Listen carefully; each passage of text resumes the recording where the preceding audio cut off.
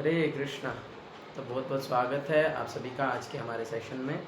और आज हम चर्चा करने वाले हैं श्रील गोपाल भट्ट गोस्वामी पाद के बारे में। आज श्रील गोपाल भट्ट गोस्वामी पाद जी का तिरोभाव दिवस है। आज के दिन श्रील गोपाल भट्ट गोस्वामी अप्रकट हुए थे, तो आज हम उनका गुण चर्चा करेंगे, उनके बारे में जानेंगे कि श्रील गोपाल भट्ट गोस्वामी कौन हैं और वे किस प्रकार से दिव्य लीलाएँ प्रकट किए हैं हमारे सामने।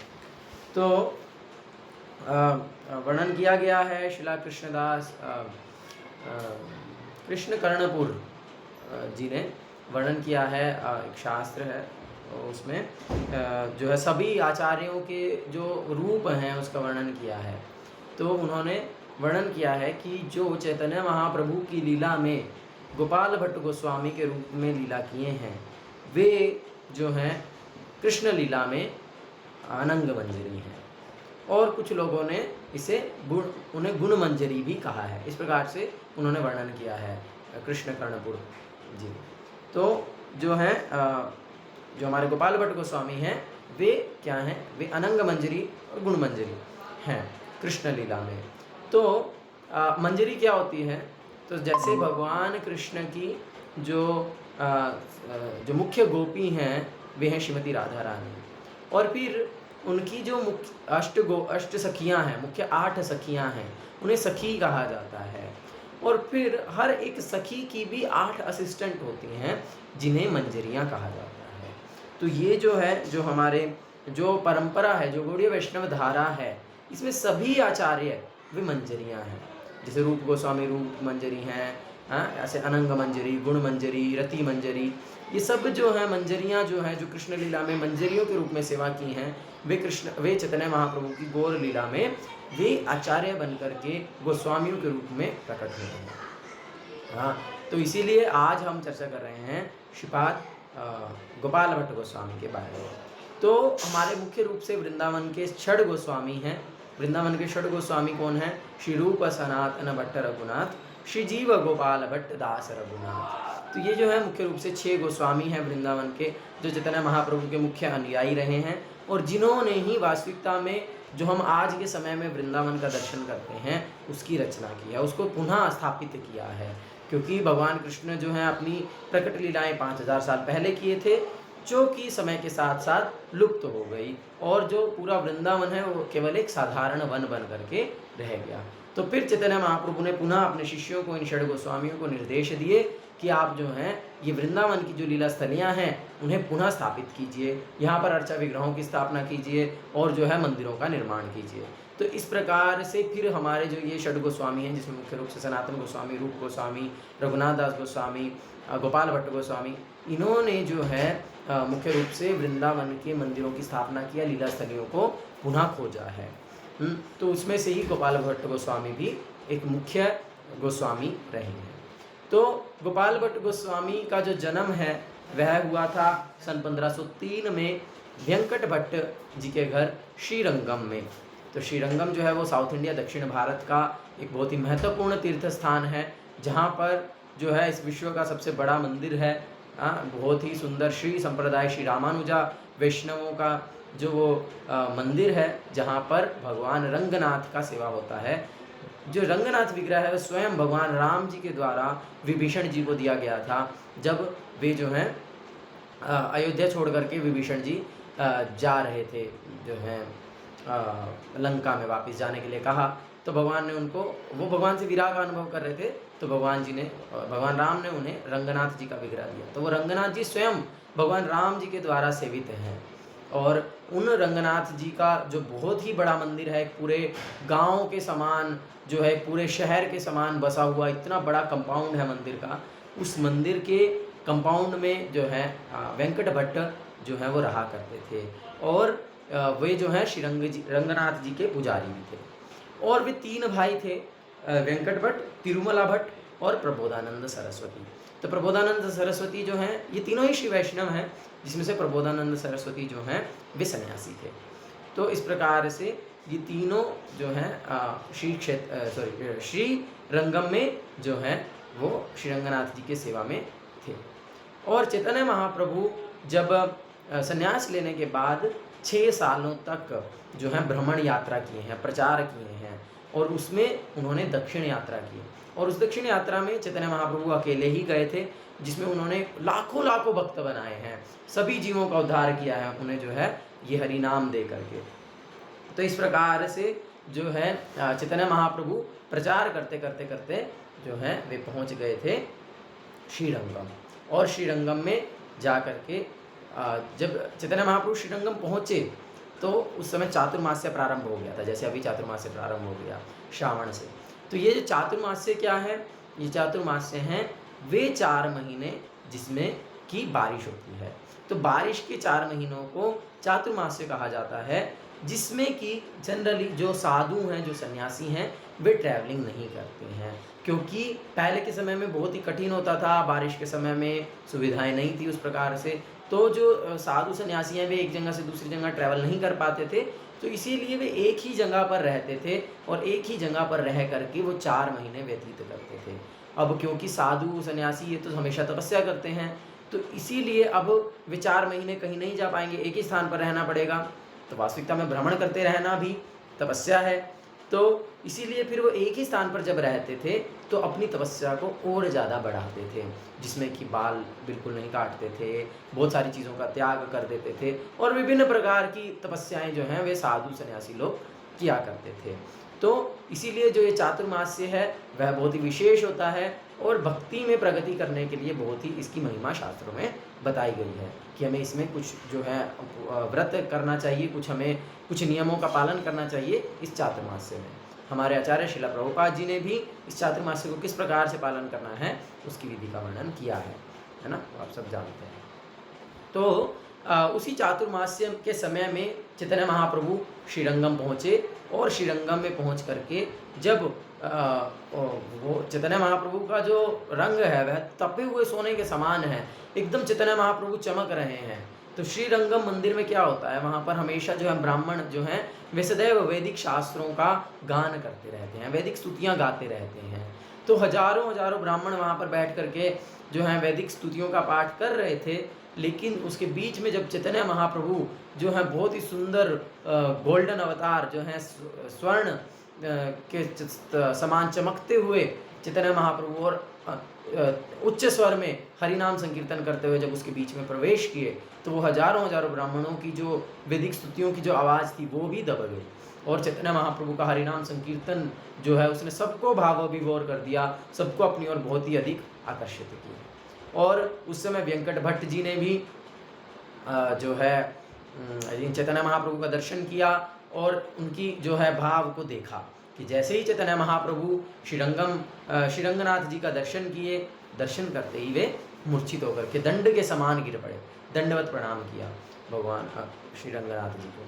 तो इस प्रकार से फिर जो है वेंकट भट्ट जी को वे तो नहीं जानते थे कि वे स्वयं भगवान हैं, लेकिन वे उन्हें बहुत ही उच्च सन्यासी, बहुत ही जो है महान साधु समझ करके उनकी चरण धूलि लिए और उन्हें अपने घर में उन्होंने आमंत्रित किया। और फिर चैतन्य महाप्रभु ने उनका आमंत्रण स्वीकार किया, और फिर उसके बाद 4 महीने, चातुर्मास्य के 4 महीने श्री चैतन्य महाप्रभु वेंकट भट्ट के घर में ही रहे। उन्हीं वेंकट भट्ट के पुत्र थे गोपाल। उस समय बड़े छोटे से थे, 1511 में चैतन्य महाप्रभु श्रीरंगम गए थे, तो 8 साल के ही थे, लगभग 7-8 साल के गोपाल जो हैं उस समय में थे। तो चैतन्य महाप्रभु जब उनके घर में आए तो वेंकट भट्ट जी ने उनके चरणों का अभिषेक किया, और वो चरणामृत जो है उन्होंने स्वयं भी पान किया, पूरे घर में सभी को उसका पान करवाया। तो गोपाल भट्ट गोस्वामी को भी उस समय गोपाल को भी ये सौभाग्य प्राप्त हुआ कि वे चैतन्य महाप्रभु का चरणामृत को ग्रहण कर पाए। और उसके बाद चैतन्य महाप्रभु ने विशेष रूप से गोपाल को कृपा किया, वे उसे अपनी गोद में उठा लेते थे और जो है अपने अश्रुओं से भिगा देते थे पूर्ण रूप से। इस प्रकार से बहुत कृपा करते थे, बहुत प्रेम करते थे चैतन्य महाप्रभु गोपाल भट्ट गोस्वामी को। और जब चैतन्य महाप्रभु प्रसाद खाते थे तो उसका भी जो भाग है, कुछ भाग है, वह बाद में छोड़ करके गोपाल को बुलाते थे और उसे देते थे। तो नित्य ही जो गोपाल भट्ट हैं उन्हें चैतन्य महाप्रभु का जो उच्छिष्ट महाप्रसाद है वह खाने का अवसर प्राप्त होता था। तो इस प्रकार से जो गोपाल भट्ट गोस्वामी हैं वे चैतन्य महाप्रभु का बहुत जो है कृपा बचपन से ही प्राप्त किए और वे पूर्ण रूप से चैतन्य महाप्रभु के प्रति आसक्त हो गए। उनका चैतन्य महाप्रभु से बहुत अनुरक्ति हो गया, अनुराग हो गया। तो उसके बाद जो है चैतन्य महाप्रभु जब जाना चाहते थे तो वो बड़ा प्रार्थना करने लगे, जिसको सुन करके चैतन्य महाप्रभु फिर कुछ दिनों के लिए और रुक गए और उसके बाद जो है वे फिर आगे की यात्रा में चले गए और उन्होंने वहाँ पर गोपाल भट्ट गोस्वामी को दीक्षा दी और निर्देश दिया कि आपको जो है क्या करना है, आपके माता पिता के तिरोभाव के बाद जब आपके माता पिता अंतर्ध्यान हो जाएंगे तो उसके बाद आप जो है वृंदावन चले जाना और वृंदावन में रह करके भजन करना और पुस्तकों का जो है ग्रंथों का निर्माण करना, कुछ ग्रंथ लिखना। इस प्रकार से तो फिर गोपाल भट्ट गोस्वामी घर में ही रहे और पूर्ण रूप से चैतन्य महाप्रभु के बारे में वे सोचते रहते थे। गोपाल भट्ट गोस्वामी को जब ये बात जो है कि चैतन्य महाप्रभु संन्यास लीला कर रहे हैं तो उन्हें बहुत ही उससे कष्ट होता था कि चैतन्य महाप्रभु स्वयं भगवान है लेकिन वे कितना जो है दृढ़ नियमों का पालन कर रहे हैं, कि सॉफ्ट गद्दे पर सोते नहीं हैं, कोई इत्र लगाते नहीं हैं। इस प्रकार से कितने ही नियम जो है सन्यासी के जो नियम हैं उनका बहुत ही दृढ़तापूर्वक जो है चैतन्य महाप्रभु पालन कर रहे हैं। जब इसको शिला गोपाल भट्ट गोस्वामी इसका चिंतन करते थे तो उन्हें बड़ा ही कष्ट होता था। तो इसके लिए चैतन्य महाप्रभु उनको कृपा करके उनको सपने में आ करके उनको अपनी सारी नवद्वीप की लीलाओं का दर्शन करवाया। उनको अपनी सारी जो है जो उनकी नवद्वीप में चैतन्य महाप्रभु संन्यास से पहले की जो लीलाएं किए हैं वे सारी सुंदर सुंदर लीलाओं का गोपाल भट्ट गोस्वामी को चैतन्य महाप्रभु ने आस्वादन करवाया। और जब शिला गोपाल भट्ट गोस्वामी 30 वर्ष के हो गए तो उस समय उनके माता पिता ने उन्हें आज्ञा दी कि अब तुम जो है वृंदावन जाओ चैतन्य महाप्रभु के निर्देश से और वहाँ पर जाकर के भजन करो। और उस समय वे उसके माता पिता बहुत ही वृद्ध हो चुके थे और उन्होंने बहुत ही शीघ्र शरीर त्याग दिया और गोपाल भट्ट गोस्वामी फिर वृंदावन चले गए। और वृंदावन जैसे ही वो पहुँचे तो उन्होंने रूप गोस्वामी और सनातन गोस्वामी का आश्रय लिया। रूप गोस्वामी और सनातन गोस्वामी षड गोस्वामियों में सबसे वरिष्ठ हैं, जिसमें सनातन गोस्वामी सबसे वरिष्ठ हैं। तो इस प्रकार से जो है फिर रूप गोस्वामी ने जो है एक पत्र लिख करके चैतन्य महाप्रभु के पास भेजा। चैतन्य महाप्रभु जगन्नाथपुरी में थे कि जो है गोपाल भट्ट जो हैं वे अब हमारे पास आ गए हैं वृंदावन में। चैतन्य महाप्रभु इसको सुन करके बहुत ही अधिक प्रसन्न हुए और उन्होंने पहले ही उनको बता रखा था कि एक गोपाल भट्ट नाम के जो है एक भक्त जो हैं वे फ्यूचर में आपके पास आएंगे और जो है आपके साथ भजन करेंगे। तो चैतन्य महाप्रभु ने निर्देश दिया कि आप जो है गोपाल भट्ट को अपने भाई के समान ही प्रेम दीजिए और साथ में रह करके आप भजन कीजिए। तो इस प्रकार से चैतन्य महाप्रभु ने उस संदेश के साथ अपनी एक क्या बोलते हैं लकड़ी की पीढ़ी, लकड़ी की प्लैंक, वुडन प्लैंक, बैठने की एक मूढ़ा टाइप की लकड़ी की एक पीढ़ी जो है वो भेजी और साथ में अपने अंग वस्त्र कौपिन भेजे और एक उत्तरी एक चादर भेजी। तो ये सब जो है गोपाल भट्ट गोस्वामी ने जो है कृपा पूर्वक जो है उनकी निर्माल्या, उनके उच्चिष्ट के रूप में जो है चैतन्य महाप्रभु की कृपा रूप में स्वीकार किया और वे जो है उनको पूजा किया करते थे। और जब वे अपने विग्रहों को सेवा किया करते थे तो उस समय उस जो लकड़ी की मूढ़ा है, जो पीढ़ी है, उस पर बैठ करके वे उनको सेवा किया करते थे। आज भी जो है वृंदावन में ये राधारमण मंदिर के अंदर जो है ये सामान अभी भी है और अभी भी उसको बहुत ही आदरपूर्वक सेवा किया जाता है। और फिर उसके बाद जो है जब चैतन्य महाप्रभु अप्रकट हो गए, जब चैतन्य महाप्रभु अपनी प्रकट लीला को समाप्त कर दिए तो गोपाल भट्ट गोस्वामी को बहुत ही कष्ट हुआ और वे जो है चैतन्य महाप्रभु से बहुत ही अधिक विरह का अनुभव करने लगे। तो फिर जो है चैतन्य महाप्रभु ने उन्हें स्वप्न में दर्शन दिया और उन्हें निर्देश दिया कि यदि तुम मुझे पुनः मिलना चाहते हो तो तुम नेपाल की यात्रा करो। तो इस निर्देश को मानते हुए शिला गोपाल भट्ट गोस्वामी जी जो हैं वे नेपाल की यात्रा पर चल पड़े। और जब वे नेपाल में पहुँचे तो नेपाल में कौन सी नदी है, विशेष रूप से कौन सी नदी विख्यात है नेपाल में? गंडकी नदी। गंडकी नदी, जिसको काली गंडकी नदी भी बोलते हैं। तो वो गंडकी नदी में जा करके जो हैं गोपाल भट्ट गोस्वामी ने स्नान किया। और गंडकी नदी की क्या विशेषता है?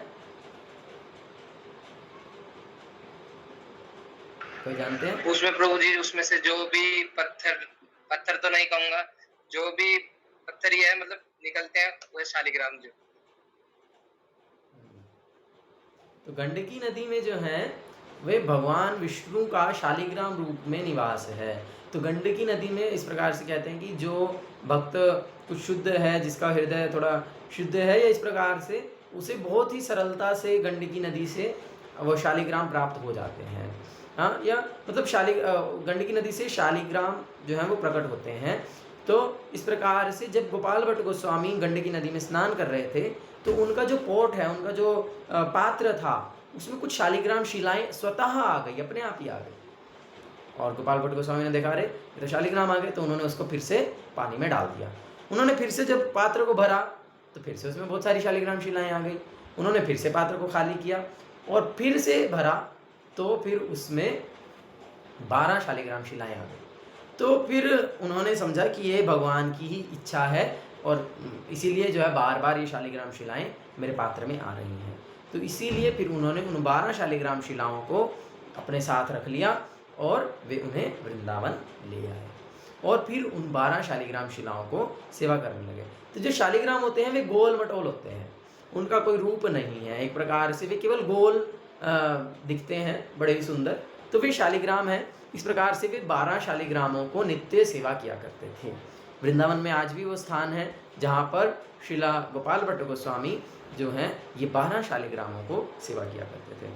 तो उसके बाद एक दिन क्या हुआ कि एक सेठ, उस दिन नरसिंह चतुर्दशी थी, तो नरसिंह चतुर्दशी के दिन, नरसिंह देव के प्राकट्य दिवस के दिन जो है एक सेठ जो है कुछ वस्त्रों को बांट रहे थे। तो वे गोपाल भट्ट गोस्वामी के पास भी आए और उन्हें भी कुछ वस्त्र जो है उन्होंने भेंट में दिए। भगवान के पहनने के वस्त्र, विग्रह के पहनने के जो है वस्त्र और कुछ श्रृंगार का सामान, वो सब जो है उन्होंने गोपाल भट्ट गोस्वामी को जो है दिया। और तो गोपाल भट्ट गोस्वामी ने कहा कि अरे मेरे पास तो शालिग्राम है, ये तो गोल मटोल हैं, इनको मैं कैसे वस्त्र पहनाऊंगा, इनके तो ना हाथ है ना पैर हैं, किस प्रकार से मैं इनको आभूषण पहनाऊंगा, तो ये मुझे आप मत दीजिए, आप किसी और को दे दीजिए। लेकिन उन्होंने बोला कि नहीं नहीं, ये तो मैं आपको ही दूंगा। वे उनको सेवा करना चाहते थे, तो इस प्रकार से वे जो हैं उनको ही दे करके चले गए।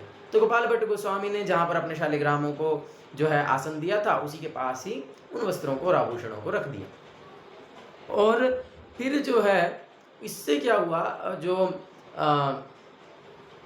गोपाल भट्ट गोस्वामी हैं वे वैसे भी उस दिन नरसिंह चतुर्दशी थी, तो नरसिंह देव के बारे में जो है उनके सुंदर रूप के बारे में चिंतन कर रहे थे, किस प्रकार से जो है भगवान आधे नर और आधे सिंह के रूप में जो है प्रकट हुए हैं। और उसके बाद जब उन्हें इस प्रकार से विग्रह के लिए वस्त्र प्राप्त हुए, तो उनके हृदय में बहुत ही प्रगाढ़ इच्छा हुई कि वे भी जो हैं एक अर्चा विग्रह को सेवा करें। वे भी जो हैं उनके पास भी एक अर्चा विग्रह हो, जिनके सुंदर सुंदर हाथ हों, जिनके सुंदर पैर हों, सुंदर वक्षस्थल हो, इस प्रकार से बहुत ही सुंदर रूप हो, जिसे जो है वे सेवा कर सके, जिसका वो श्रृंगार कर सके, जिसको वो सेवा कर सके। इस प्रकार से गोपाल भट्ट गोस्वामी इच्छा किए और इस इच्छा के साथ वे पूरा दिन भजन करते रहे। और रात के समय उन्होंने जब अपने 12 शालिग्रामों को शयन दिया और उसके बाद वे रात को बैठ करके भजन करते रहे, रोते रहे। वे तो सदैव ही रोते रहते हैं भगवान के विरह में। तो इस प्रकार से वे रोते रहे पूरी रात कि मेरे पास यदि भगवान के सुंदर रूप होता है, विग्रह होता, तो मैं आज उनको सेवा कर पाता। इस प्रकार से वे सोच रहे थे और सोचते सोचते उन्होंने पूरा रात व्यतीत किया। और सुबह उठ करके जब श्रील गोपाल भट्ट गोस्वामी यमुना में स्नान करके लौटे और अपने शालिग्रामों को उठाने के लिए, तो उन्होंने क्या देखा कि उनके जो टोकरी है अब उसमें 12 शालिग्राम नहीं थे, अब उसमें जो है केवल 11 ही शालिग्राम थे। और जो उनका दामोदर शिला थी, अलग अलग शालिग्राम के अलग अलग चिन्ह होते हैं जिसके अनुसार उन्हें पहचाना जाता है कि ये कौन सी शिला है। ये दामोदर शिला है, ये नरसिंह शिला है, ये विष्णु शिला है, कृष्ण शिला है, ये चक्र शिला है, शंख शिला है।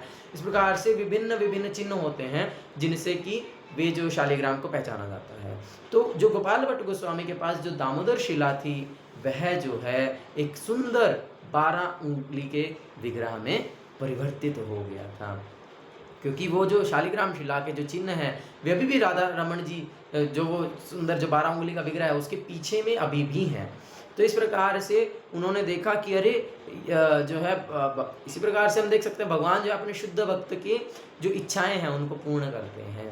तो भगवान ने गोपाल भट्ट गोस्वामी की इच्छा को पूर्ण करने के लिए दामोदर शिला से अपने आप को विग्रह रूप में प्रकट कर दिया। तो बहुत ही सुंदर जो है गोपाल भट्ट गोस्वामी के पास वे विग्रह आ गए, जिनको श्रील गोपाल भट्ट गोस्वामी ने श्री राधा रमण का नाम दिया। तो श्री राधा रमण जो हैं वे इस प्रकार से नरसिंह चतुर्दशी के अगले दिन वैशाख पूर्णिमा के दिन प्रकट हुए। जय श्री राधा रमण लाल जू की जय। तो इस प्रकार से श्री राधा रमण जी प्रकट हुए और उसके बाद उन्होंने उनका बहुत अभिषेक किया, बहुत सारे उनको जो हैं भोग अर्पित किए और इस प्रकार से बहुत ही सुंदर जो है राधा रमण जी का सेवा उन्होंने प्रारंभ किया। और जब रूप गोस्वामी और सनातन गोस्वामी और बाकी भक्तों को भी पता चला कि जो है गोपाल भट्ट गोस्वामी की यहाँ पर बहुत सुंदर विग्रह प्रकट हुए हैं, तो वे भी उनको दर्शन करने के लिए जो है बहुत ही शीघ्रतापूर्वक आए और उनका दर्शन किया, उनका अभिषेक किया और इस प्रकार से जो है गोपाल भट्ट गोस्वामी जो हैं उनके प्राणधन बन गए श्री राधा रमण जी जो हैं वो प्रकट हुए। तो इस प्रकार से 1542 ईस्वी में श्री राधा रमण जी प्रकट हुए। और श्रील गोपाल भट्ट गोस्वामी जी ने बहुत सारे ग्रंथों की रचना किया, जिसमें से मुख्य हैं षट संदर्भ करिका, जिसको बाद में जीव गोस्वामी ने और ज़्यादा अरेंज करके षट संदर्भ की रचना किया। तो उसका मुख्य रूप से वो सारा कंटेंट जो है गोपाल भट्ट गोस्वामी ने अपनी षट संदर्भ करिका में उसका वर्णन किया था। और फिर उसके बाद उन्होंने श्री कृष्ण वल्लभा नाम का एक ग्रंथ की रचना की, जो कि क्या था, श्री कृष्ण कर्णामृत ग्रंथ के ऊपर दिग्दर्शिनी टीका थी। तो कृष्ण कर्णामृत क्या है कि कृष्ण कर्णामृत जो है वो बिल्वमंगल ठाकुर जी के द्वारा रचित ग्रंथ है। चैतन्य महाप्रभु ने अपने अनुयायियों को आदेश दिया था कि उन्हें 2 ग्रंथ हर रोज पढ़ने चाहिए, जिसमें एक है ब्रह्म संहिता जो हम गाते हैं गोविंदम आदि पुरुषम तमहम भजामि, है ना, इस प्रकार से, और दूसरा है कृष्ण कर्णामृत। तो ये 2 ग्रंथ चैतन्य महाप्रभु ने हर रोज जो है अपने शिष्यों को पढ़ने का आदेश दिया था अपने अनुयायियों को। तो उस कृष्ण कर्णामृत के ऊपर जो है गोपाल भट्ट गोस्वामी जी ने टीका लिखा था।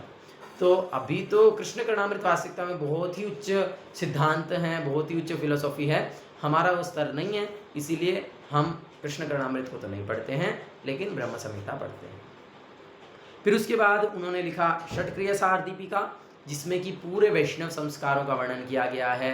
दीक्षा के संस्कार, भगवान के अर्चा विग्रह की सेवा के संस्कार, या जो हमारे 10 संस्कार होते हैं, है ना, जैसे कि गर्भाधान संस्कार, नामकरण संस्कार, इस प्रकार के ये सभी संस्कारों का, सभी यज्ञ पद्धति का वर्णन श्रील गोपाल भट्ट गोस्वामी ने किया है षटक्रिया सार दीपिका में। हम जो भी अभी अर्चा विग्रह की सेवा के लिए जो भी स्टैंडर्ड्स को फॉलो करते हैं, वे गोपाल भट्ट गोस्वामी की षटक्रिया सार दीपिका से ही हैं, स्पेशली यज्ञ से संबंधित, जो हमारे 10 संस्कार हैं उससे संबंधित वैष्णव संस्कार। और फिर उन्होंने लिखा लघु हरिभक्ति विलास, जिसके आधार पर बाद में सनातन गोस्वामी ने हरिभक्ति विलास की रचना की, जो कि बहुत ही महत्वपूर्ण ग्रंथ है गौड़ीय वैष्णवों के लिए। तो उसको भी उन्होंने गोपाल भट्ट गोस्वामी के नाम से ही जो है पब्लिश किया, क्योंकि वो उन्होंने लघु हरिभक्ति विलास ही से ही लिया, और उसकी दिग्दर्शिनी टीका भी स्वयं उन्होंने लिखी थी।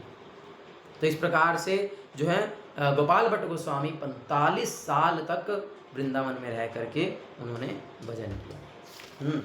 और ये सारा वर्णन जो है वो चैतन्य चरितामृत में नहीं है वास्तविकता में। श्रील गोपाल भट्ट गोस्वामी बहुत ही अधिक विनम्र थे, हमारे सारे ही गोस्वामी बहुत ही विनम्र हैं।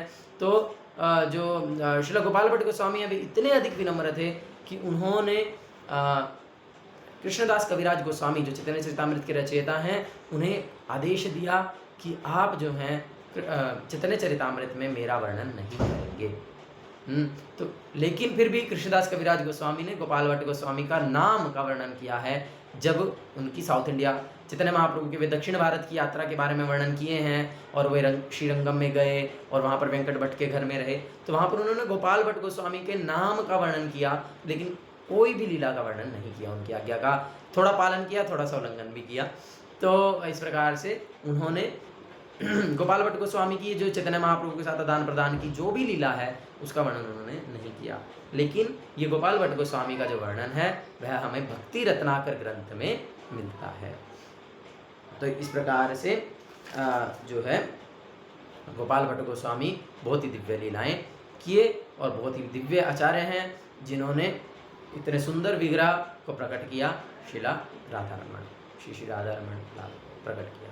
तो इस प्रकार से फिर बाद में उन्होंने ये फिर डिटेल है कि एक बार गोपाल भट्ट गोस्वामी हरिद्वार गए थे गंगा स्नान के लिए, और जब वो लौट रहे थे तो रास्ते में सहारनपुर जिले में जो है एक स्थान पर दिव्य बंद ऐसा कुछ नाम है, जहाँ पर जो है गोपाल भट्ट गोस्वामी जो है एक ब्राह्मण के घर में रहे।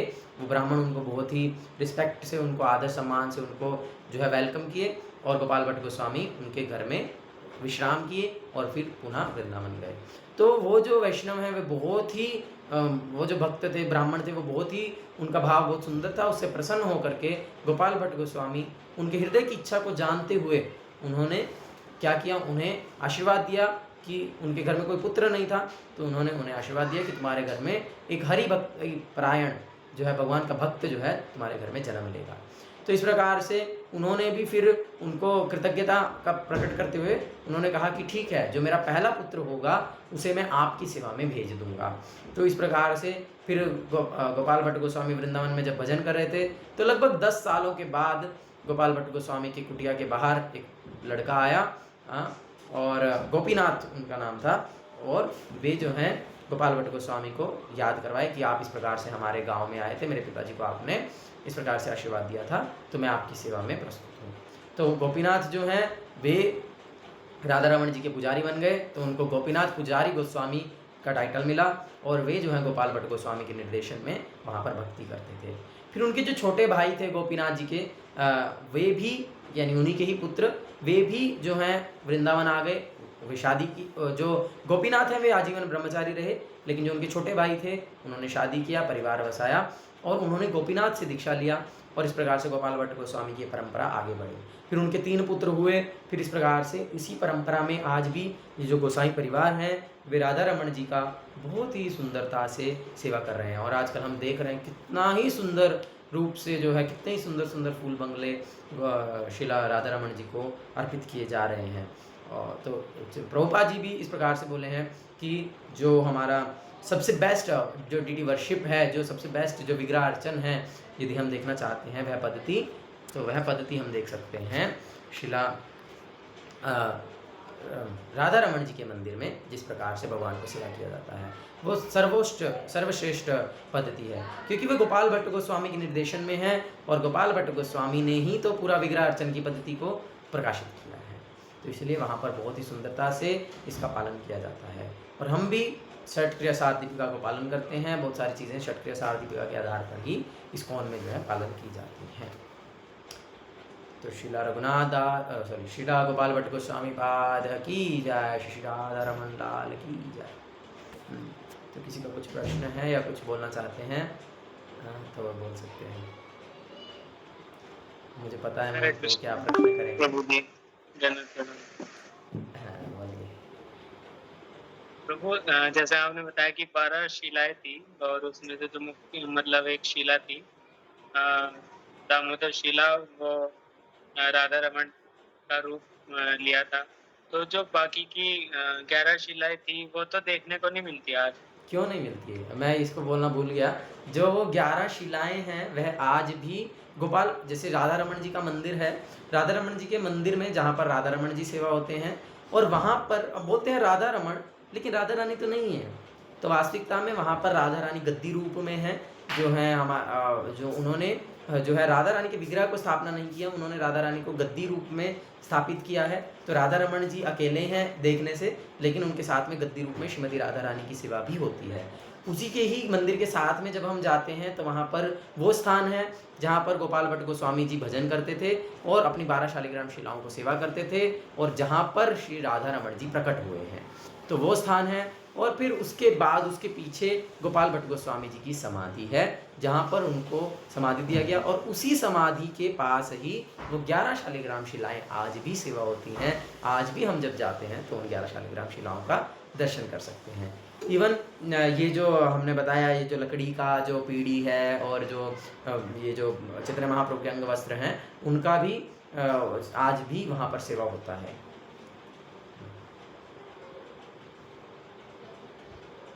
जी प्रभु। ठीक है, निशांत प्रभु कुछ बोल रहे थे। हरे कृष्णा प्रभु। प्रभु मैं तो बस ये बोल रहा था कि कथा बड़ी अच्छी थी और राधा रमन जी के दर्शन करने का मन कर गया, तो करा लाइए। करवाए तो आज ग्रुप में भेजा तो राधा रमन जी का फोटो, इतना सुंदर। प्रभु जी वे तो वर्चुअल दर्शन थे, रियल करना चाह रहे हैं। राधा रमन जी से प्रार्थना कीजिए, श्रीमती राधा रानी की कृपा से वृंदावन धाम में प्रवेश मिलता है। श्रीमती राधा रानी से प्रार्थना कीजिए, श्रीमती राधा रानी यदि कृपा करेंगी तो वे है ना वृंदावनेश्वरी हैं, तो उनकी कृपा से हम वृंदावन में प्रवेश कर सकते हैं। तो उनकी कृपा की याचना कीजिए, वे कृपा करेंगे तो अवश्य हमें जो है भक्त संग में हमें उनके लीला स्थलियों का दर्शन करने का अवसर मिले। इस प्रकार से हमें प्रार्थना करना चाहिए। हरे कृष्ण। और कुछ? तो ठीक है, तो समय हो गया, फिर आज हम यहीं पर ही एंड करते हैं। हरे कृष्णा कृष्ण कृष्ण हरे हरे, हरे राम राम राम हरे हरे। श्री राधा रमण लाल जी की जय, श्रीपाद गोपाल भट्ट गोस्वामी पाद की जय, श्रील प्रभुपाद की जय, सुख स्वामी श्रील गुरु महाराज की जय। निताय गौर प्रेमानंदे, हरि हरि बोल।